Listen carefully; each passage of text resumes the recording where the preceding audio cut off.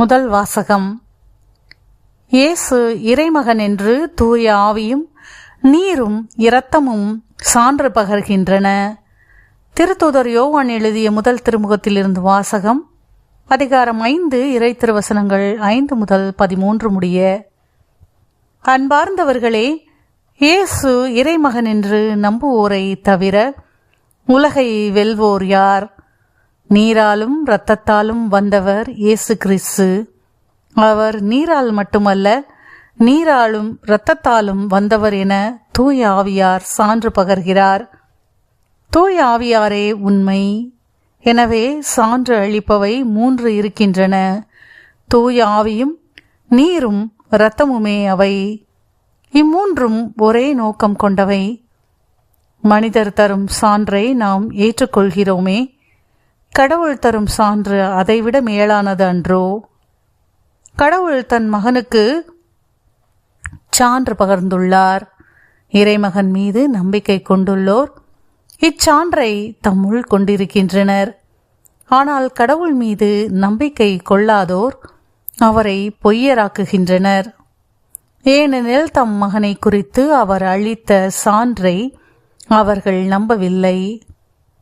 கடவுள் நமக்கு நிலை வாழ்வை அளித்துள்ளார். இந்த வாழ்வு அவர் மகனிடம் இருக்கிறது. இதுவே அச்சான்று. இறைமகனை கொண்டிருப்போர் வாழ்வை கொண்டுள்ளனர். அவரை கொண்டிராதோர் வாழ்வை கொண்டிரார். இறைமகனிடம் நம்பிக்கை கொண்டுள்ளோருக்கு நிலை வாழ்வு உண்டு என நீங்கள் அறிந்து கொள்ளுமாறு உங்களுக்கு இவற்றை எழுதுகிறேன். ஆண்டவரின் அருள்வாக்கு. இறைவனுக்கு நன்றி. பதிலுரை பாடல். திருப்பாடல் 147. பல்லவி. எருசலேமே ஆண்டவரை போற்றுவாயாக. எருசலேமே ஆண்டவரை போற்றுவாயாக. எருசலேமே ஆண்டவரை போற்றுவாயாக. சீயோனே உன் கடவுளை புகழ்வாயாக. அவர் உன் வாயில்களின் தாள்களை வலுப்படுத்துகின்றார். உன்னிடம் உள்ள உன் பிள்ளைக்கு ஆசி வழங்குகின்றார். எருசலேமே ஆண்டவரை போற்றுவாயாக. அவர் உன் எல்லைப்புறங்களில் அமைதி நிலவ செய்கின்றார். உயர்தர கோதுமை வழங்கி உன்னை நிறைவடைய செய்கின்றார்.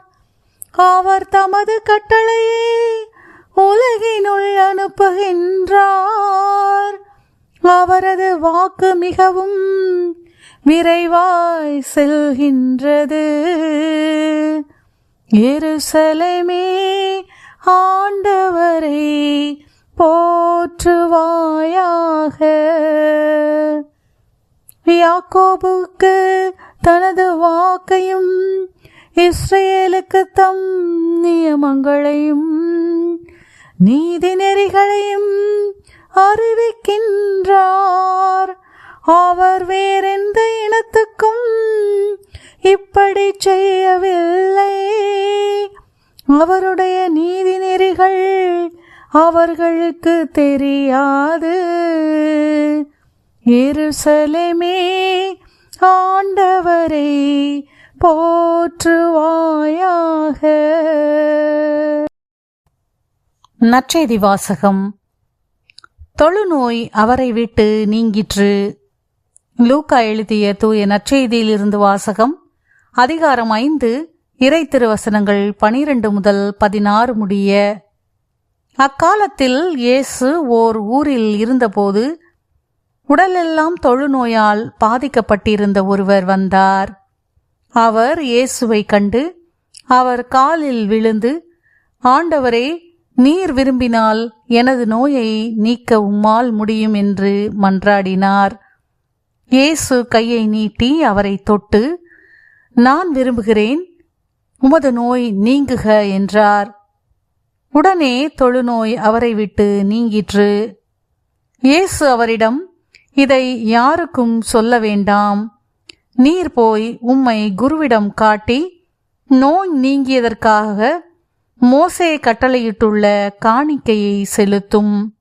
நீர் நலமடைந்துள்ளீர் என்பதற்கு அது சான்றாகும் என்று கட்டளையிட்டார். ஆயினும் இயேசுவை பற்றிய செய்தி இன்னும் மிகுதியாக பரவிற்று. அவரது சொல்லை கேட்கவும் தங்கள் நோய்கள் நீங்கி நலம் பெறவும் பெருந்திரளான மக்கள் அவரிடம் கூடி வந்து கொண்டிருந்தார்கள். அவரோ ஆள் நடமாட்டம் இல்லாத இடங்களுக்கு சென்று தனித்திருந்து இறைவனிடம் வேண்டி வந்தார். ஆண்டவரின் அருள்வாக்கு. கிறிஸ்துவே உமக்கு புகழ்.